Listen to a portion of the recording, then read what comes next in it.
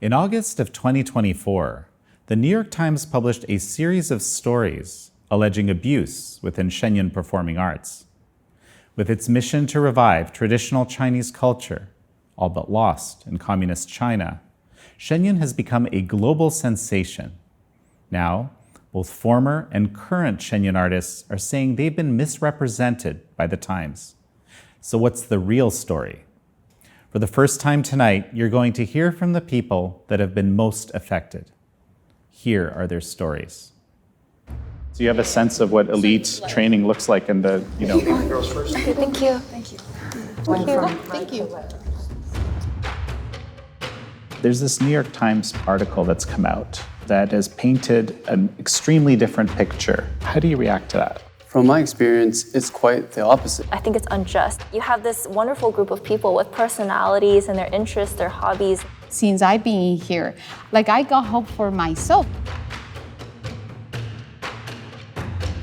With jumping is easy, right? They watch you, but getting up, you watch. Jumping up. No, you watch them. You watch, because You gotta count. doesn't It's the matter. same for us. They go like steps. They go like things like Yeah. You're actually pretty crazy. Okay, thank you very much.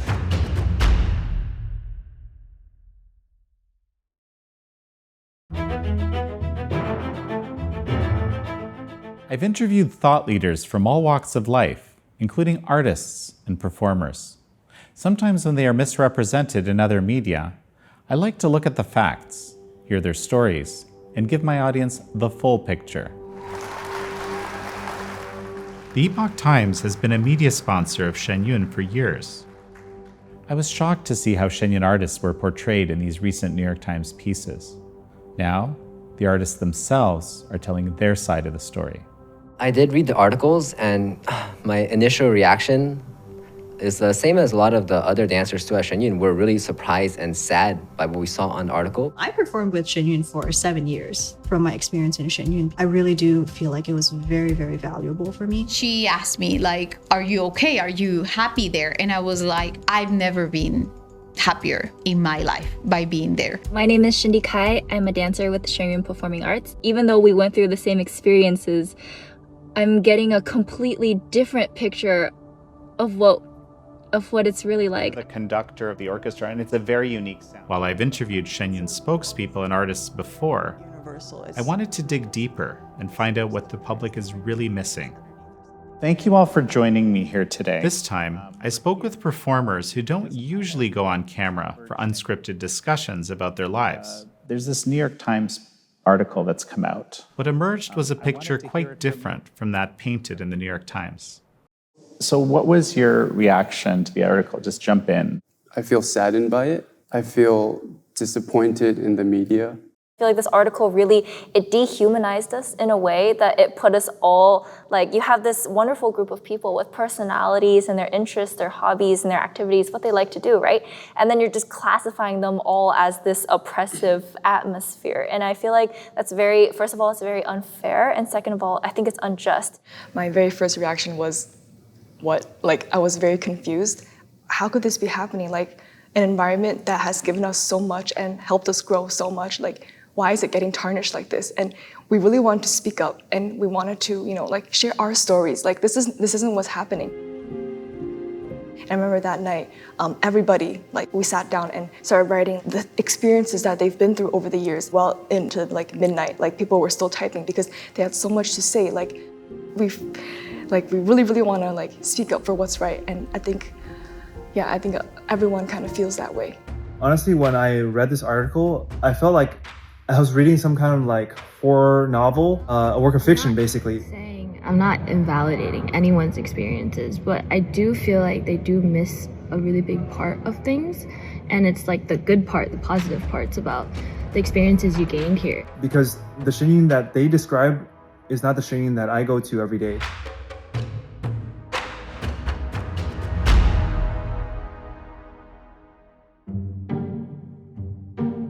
Shen Yun was born in 2006, founded in New York by a group of artists who practice Falun Gong.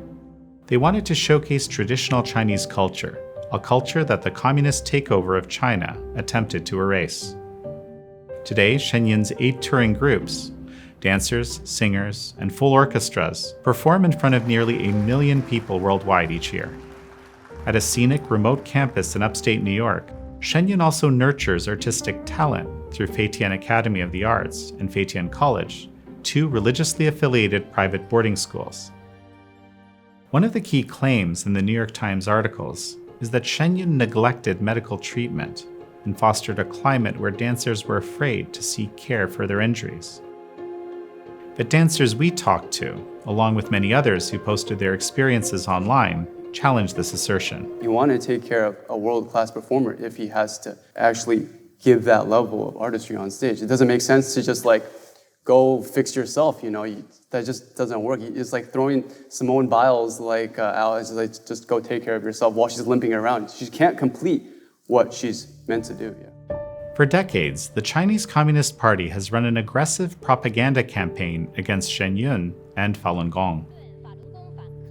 It falsely paints Falun Gong practitioners as engaging in a range of harmful activities, including routinely refusing medical treatment and having extreme beliefs.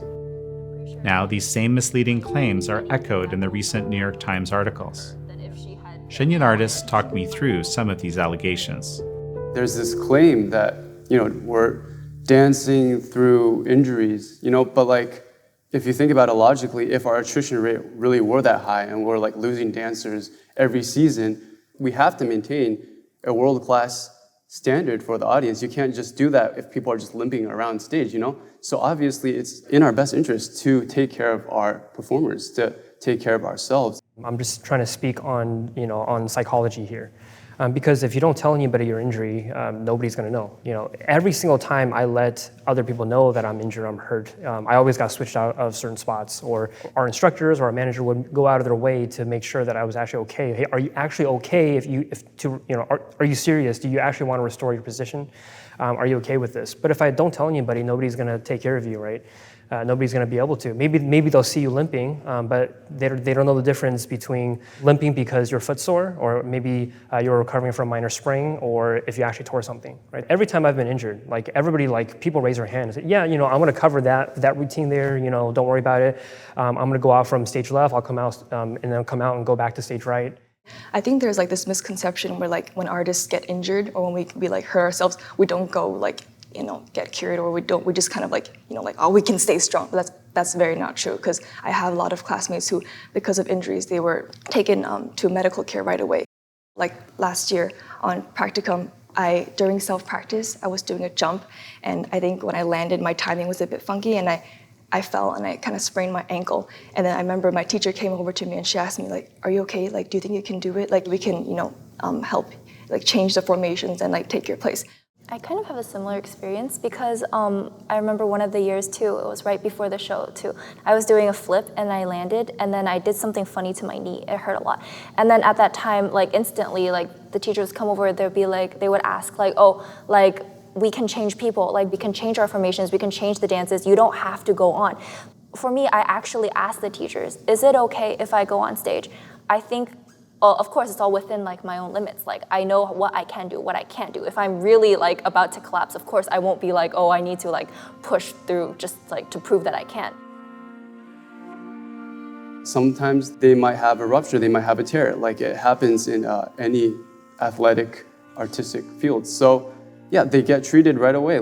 All of this is just common practice, that there's no voodoo going on. There's no Yeah, we have first aid kits on both sides of the side stage. We have Band-Aids and gauze pads, and then I'm pretty sure all dancers were pretty well educated in what color, all those wraps and what feels good. Yeah. We're very good with talking through problems with each other. It's always been this team effort where everybody is just working to help each other and to make sure that the audience is getting, the best that we can possibly offer them.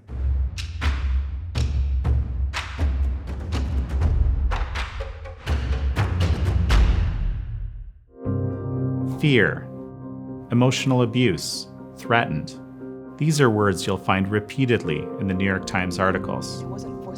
But the artists who talked to us said that their lives at Shen Yun weren't like that at all.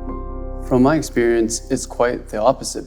before coming over to the East Coast, joining Faith and joining Shen Yun, I've been bullied before. It's happened in school, and that's something I had to overcome on my own. And coming here, the community and the environment makes me feel so much safer. My personality changed so much that I actually opened up a lot more. I became more sociable because everyone around me is so open-minded and accepting, and everyone's got my back, that I've become a person who's willing to drop my guard down. I think this community in Shen Yun is very precious, because when I see younger people coming into our troops, or younger generations after me, I feel an obligation to help them, how when I first came, people helped me out. So I know that in a lot of artistic companies, there's always a sense of competition. The competition is very intense. It's eat or be eaten. However high you are on the food chain, that's your position, or oh, if I fall to the bottom of the totem pole, I'm going to be eliminated, right? But then at Shen Yun, I think we really strive to really help each other and pull each other forward. Since I got to Shen Yun, since I've been here, I got hope for myself. I used to suffer from depression. I had very bad moments in my life before joining Shen Yun, and I haven't had those for a very long time, because I feel the commitment that we have with each other, that it's I'll support you. It's not a competition. We're literally okay, I push you, you push me, and I push the other one, and you push me. So it's something it's in a very healthy way. As teachers, right, one of the claims in this piece is that some of the teachers are very harsh, right? Is there a place for being harsh? The word harsh is used very inaccurately, because in my experience, I've been in Shen Yun for well over a decade, and I never felt coercion. I would say I felt guidance.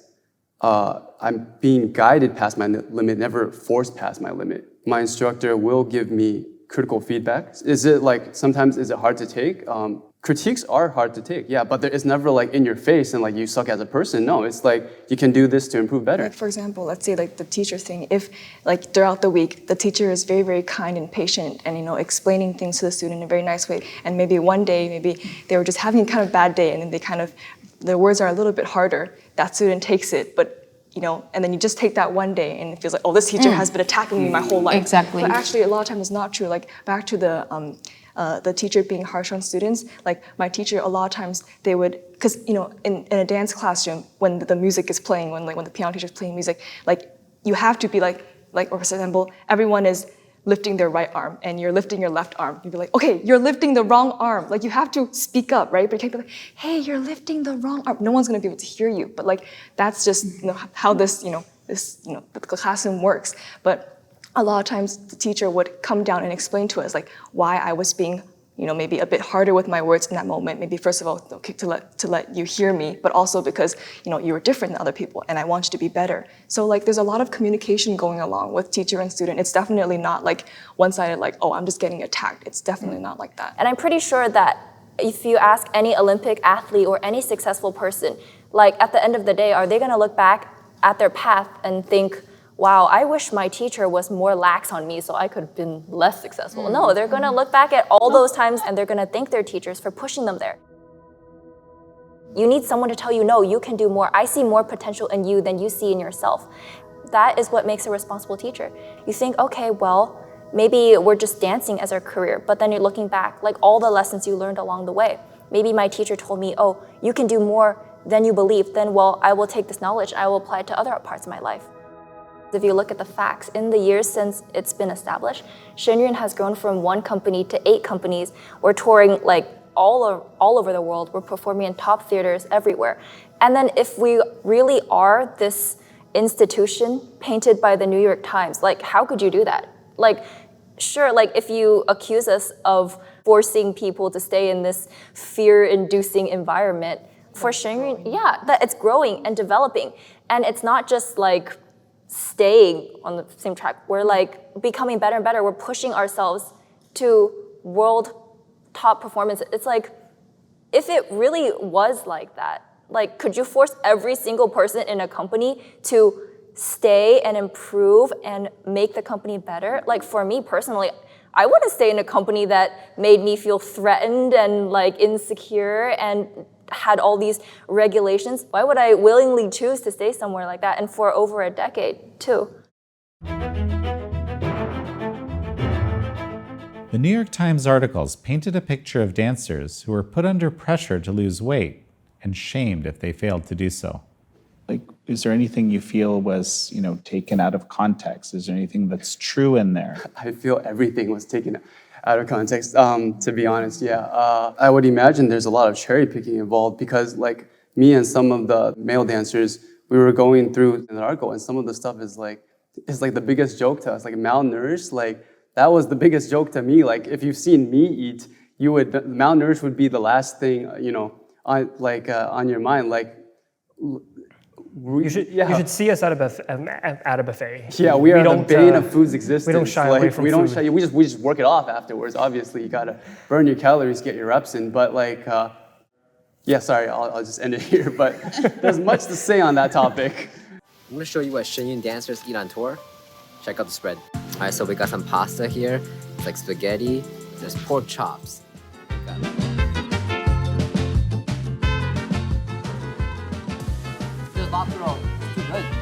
Little walk so we can show you a little bit of that footage. That whipped cream. All right, guys. Let's go. What is that cinnamon thing? The cinnamon. Kind of ugly. It just got a little bit ugly. It's about like nutrition too. You don't want to stuff yourself with sweets. Gymnasts know this too. When you have a lot of excess weight on your body, it places more burden on your bones and your knees and your cartilages. You're actually harming yourself by not being aware of what you're eating. It's like, okay, do I want to wear out my knees a little earlier, or do I want to eat healthy and maybe be able to dance comfortably for another few years? Right. So there's that aspect of it. Yeah, I remember our teacher saying having a proper diet, it's not like, okay, I'm not gonna eat at all, or I'm only gonna like eat a little bit every day. But actually it's like, she suggested that we have proper meals every day, but just like limit the snacking, in between. So like people maybe have like misconceptions like, oh, dancers, like they just don't eat, or that they're scared to eat. But actually it's not true. Like, we eat pretty normally. If we eat healthy, it's enough to have a healthy diet. It's not like that extreme.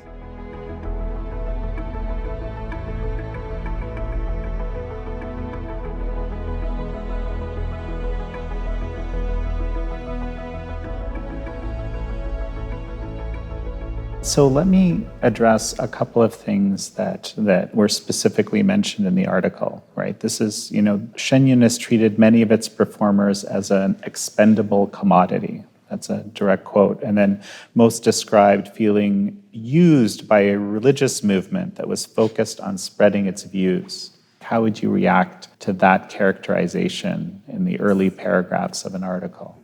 I think it's the opposite, because I've seen on a lot of occasions where management will actually talk to dancers about like their future, and they're actually talking about what they could do in the future or what their goals are, and basically they're thinking a couple steps ahead of just these individual dancers. So I mean, in my own case, it was like that too. They would talk to me about options in the future. Hey, have you thought about doing this or that? And are you interested in stage production? A dancer's life is very finite. You can't dance for 50 years like a singer. Singer you can sing when you're 70, 80. A dancer, when you're in the 30s, you start to consider other options, right? So it's very, very real. It's not that people are being tossed and thrown away. I remember in Feitin College, I took a speech and debate course.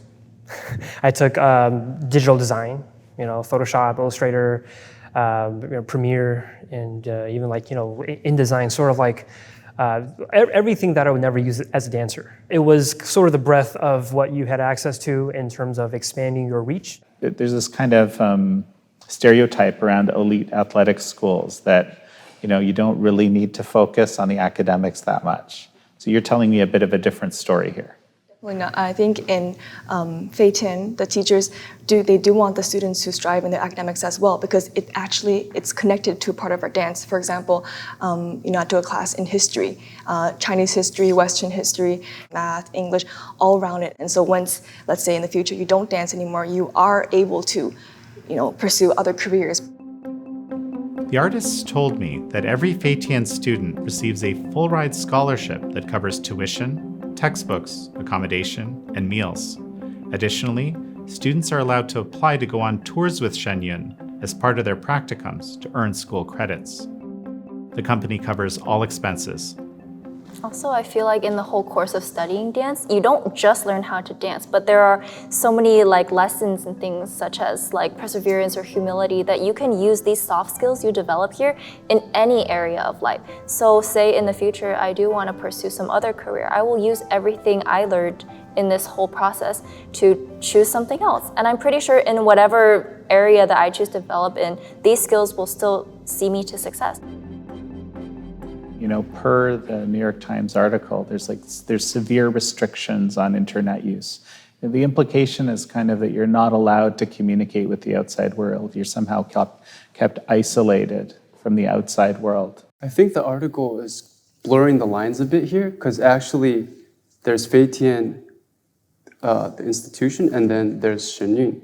So in Fei Tian, there are students who, they're minors, and the school has a responsibility for their growth and development. And actually, one of my colleagues was saying how Fei Tian is has so much more freedom and space than the Catholic school he was in before, which, he wasn't even allowed a dumb phone at that time.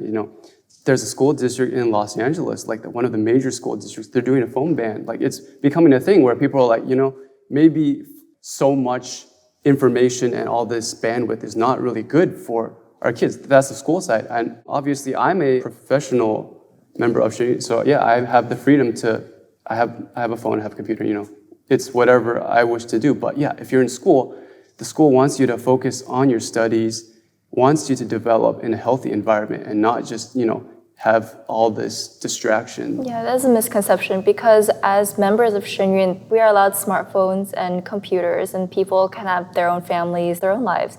So I feel like that is a very extreme image painted by the article and I definitely do not recognize it. This is a boarding school and the teachers and the people in charge of the school, we need to take care of the kids because their parents are not there with them. So that's our responsibility as Fei Tian Academy of the Arts and College.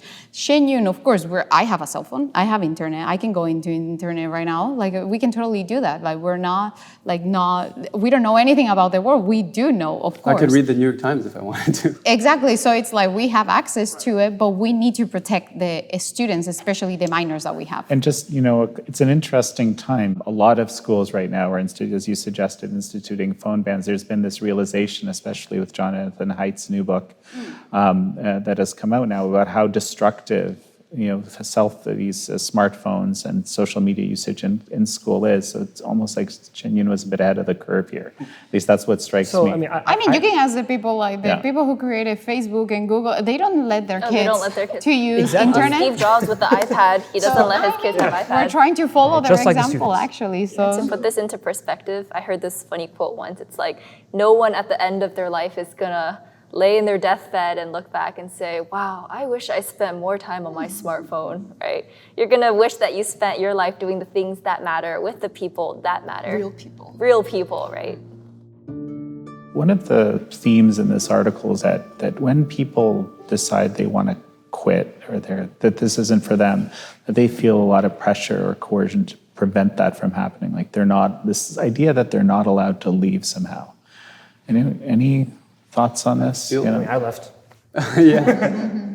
I know so many people who, friends and previous colleagues who they felt like this career was not cut out for them. And, I don't feel like this is my thing. And the company's like, oh yeah, go ahead, pursue whatever you want, What usually happens is, management likes to talk to you about, hey, what are your thoughts? Is there anything we can do for you to maybe make things better? And this was not just once. Some of these people, they have been unhappy maybe for a while, and management talked to them multiple times, taking steps back, making concessions, trying to improve their situation, but in the end, they decided, this is not for me. Okay, so if you leave, then, then I guess that's it then, but we hope you enjoyed your time with us here, right? And I think that's the way a responsible management team, should work. I had a good friend of mine, and he was a very talented dancer, and we were chatting, and he had talked about his future, and how he wanted to maybe switch to a different field because he was kind of interested in the sciences. A couple days later, he grabbed his ID and went to management, told him his thoughts, and next day he was gone. It was that quick and that painless.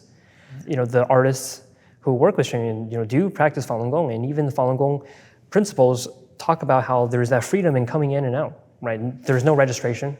You don't sign anything. You don't sign a contract.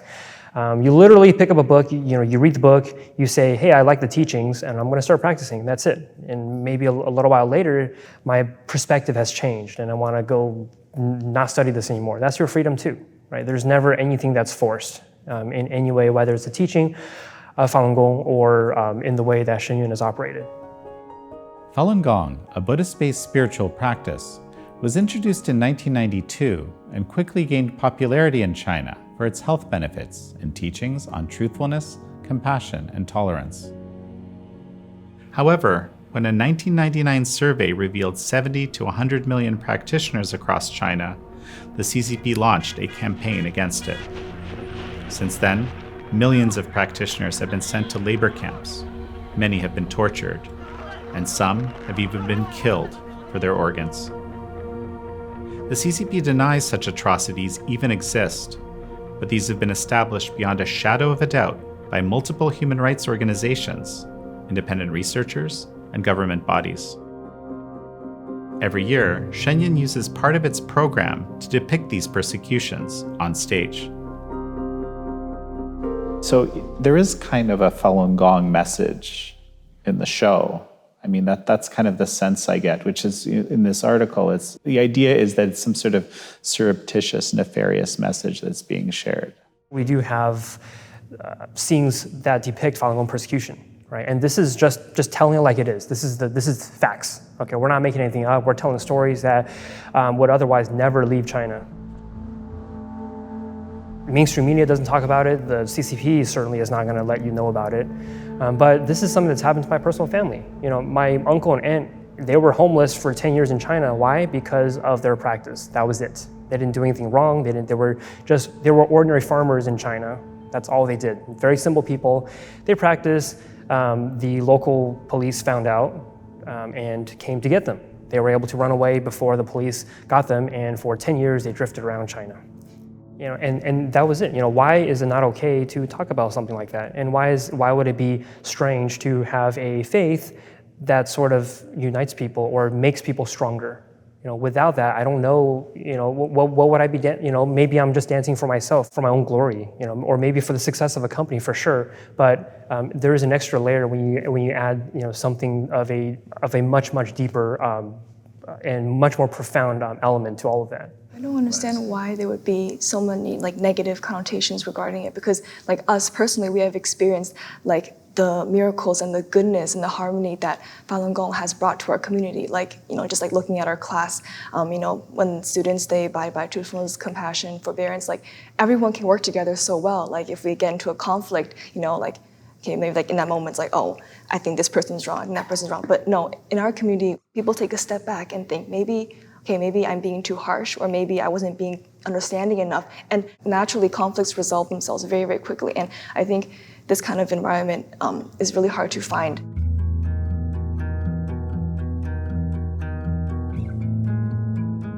From the beginning, Falun Gong has always been nonviolent, and Shen Yun has always been nonviolent as well.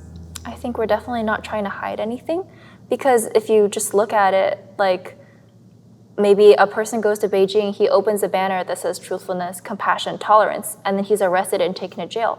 If you just look at it from a third-person perspective, what is that saying about the people who want to silence these three words? Look at these three words. I think they're beautiful words. And these are the principles that we try to hold ourselves to. And now we are told that we are trying to spread something sketchy or dark and shady and mysterious. Well, we're very transparent people. We say on our website, we practice truthfulness, compassion, tolerance. I'm not ashamed to say that. I have nothing to hide. And it's not, all the teachings, it's online. You can literally go online and download everything for free. So, when everybody around you is following truth, compassion, tolerance, you can imagine how different the world can be. We're all united by these principles, but not in a forceful way, more of in a philosophical way, in the way that a faith would unite people. We're trying to share a voice. Yeah, so, maybe if all the media branches were out there talking about the persecution and the actual facts, maybe we wouldn't feel so compelled to have elements of that in our show, because we're the only voice that there is. For us, spirituality, it's a very big part of Chinese culture. It's a major part of our history. For thousands of years, like Buddhism, Taoism, it's been a part of Chinese culture. And then I feel like Falun Gong, it's a continuation. It's the modern day equivalent of our spirituality. So naturally, that's going to be interwoven in our show because yes, it's a part of who we are. But for people to take that and use it against us, I feel like that's very unfair in a way because it's not like we're forcing the audience to adopt our mentality or our mindset or something like that. It's because, yes, we are telling you, we want to show you our history, and this is a part of our history.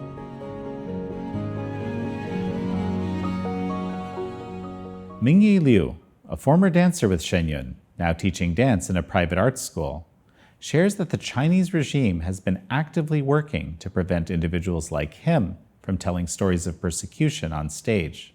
I've left the company many years ago, but a few years ago, my uncle, he's in China, and he contacted me. He was like, hey, our local police department came and looked for me and was like, hey, do you have a nephew in America, and is he associated with Shen Yun? And so basically they said that in a way that was, threatening, in that, hey, you better tell him to stop, otherwise something might happen.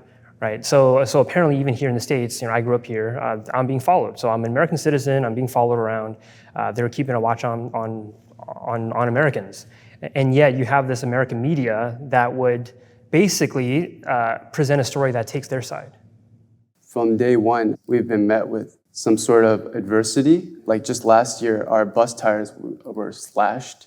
And it wasn't even like a full slash, it was like punctured so that the tires are not popped, but they will inevitably get ruptured on the freeway. And this happens to us a lot. And we got bomb threats last year. My company manager, someone created a fake X account impersonating him in an effort to defame us. And it's the Communist Party who doesn't like what we're doing. I feel like the narrative being crafted right now definitely should be taken with major grains of salt here. Shen Yun's artistry, guided by the principles of truthfulness, compassion, and tolerance, is deeply rooted in traditional Chinese culture. Traditional Chinese culture includes a belief that great art that truly inspires and elevates, can only be produced by individuals with strong moral character.